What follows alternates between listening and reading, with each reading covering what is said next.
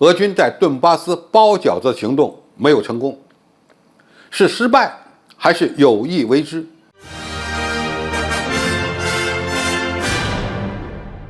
观众朋友、网友朋友，大家好，我是付天少。近期，俄军以卢甘斯克武装完全控制了卢甘斯克地区的利西昌斯克市，普京已经命令攻击顿涅茨克的军队进入休整。接下来，俄军将重点攻击顿涅茨克州的斯拉维扬斯克和巴赫穆特市。泽连斯基在例行的视频讲话时宣布，乌军已经从利西昌斯克撤出，但他发誓要在西方远程武器的帮助下重新控制该地区，并强调乌军正在哈尔科夫州、赫尔松州和海上逐步向前推进。至此，关于顿涅茨克地区的1万乌军被俄军包饺子和歼灭的问题已经有了答案。很多人认为这是俄罗斯军队在乌克兰展开特别军事行动以来重要的一次成功。那么如果换一个角度来看这个问题，可能又不一样了。乌军这支预期被歼灭的守军成功撤出，也许对俄罗斯来说并非什么好事儿。从长期作战的角度来看，一城一地的得失真的不一定是最重要的，减少人员损失，保存有生力量，不断灵活机动的打击敌方才是最关键的。乌军保存了有生力量1万多人，这对于乌克兰来说，拖延了俄军的攻势，又保住了最有经验的一支作战部队，这恐怕也是一个不错的选择。虽然乌军的撤退场面非常狼狈，坚守的时间呢也没有达到西方的预期。美国白宫国家安全委员会战略沟通协调员约翰·科比呢，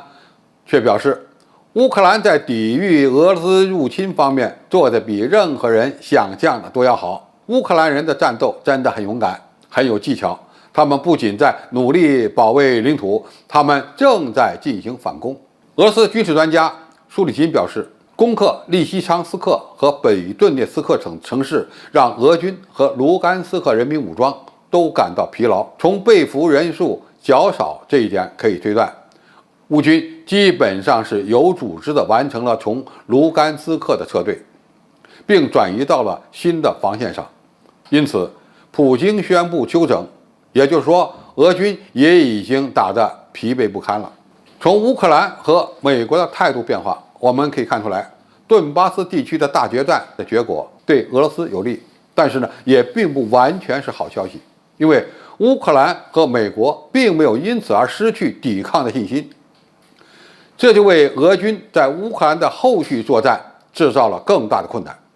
而且西方国家也会加速向乌克兰移交重型武器。现在的疑问是，乌军为什么能够从顿巴斯地区安全撤出？他们又是怎么撤出的呢？俄罗斯军事专家尤里克·努托夫解答了这个问题，主要原因是乌克兰军队的战术给俄军造成了不小的麻烦和困扰，让俄军的进攻行动很谨慎。尤里克·努托夫表示，乌克兰军队经常故意放弃一些村镇据点，然后在距离撤退地点后方10到15公里处秘密地安排炮兵阵地。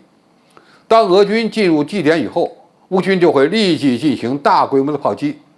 打击冒进的俄军机动部队。这种战术在北顿涅茨克曾经成功地反击了俄军，使俄军遭受到了严重的损失，最终城市被炸成平地。而俄罗斯帮助亲俄民兵收复以后，还需要负责援助重建，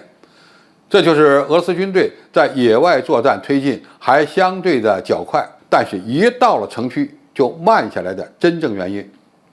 由于技术限制，无法压制所有的乌克兰火炮，乌军呢又很少有固定炮兵阵地，通常在几个预备阵地之间来回机动，俄军常常摸不到乌军的实时变动，所以在这种战术下，要想减少损失，就不得不放慢进攻的节奏，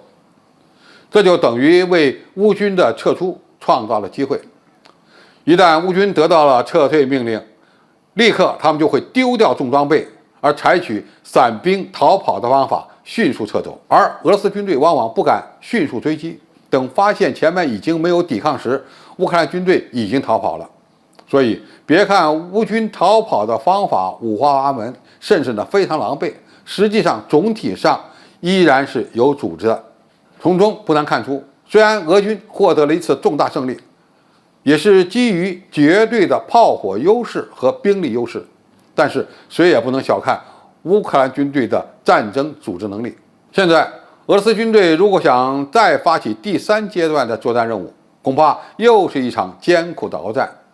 普京想通过地面作战让泽连斯基签订城下之盟，恐怕目前还是不现实的。那么，下一阶段的战局将会向哪个方向转变？俄军会不会趁乌军建立的新防线立足未稳之际，发动强有力的进攻？这场冲突下一阶段将会怎么打？我们不妨拭目以待。好，今天的评述就到这里，谢谢大家收看，我们下期再见。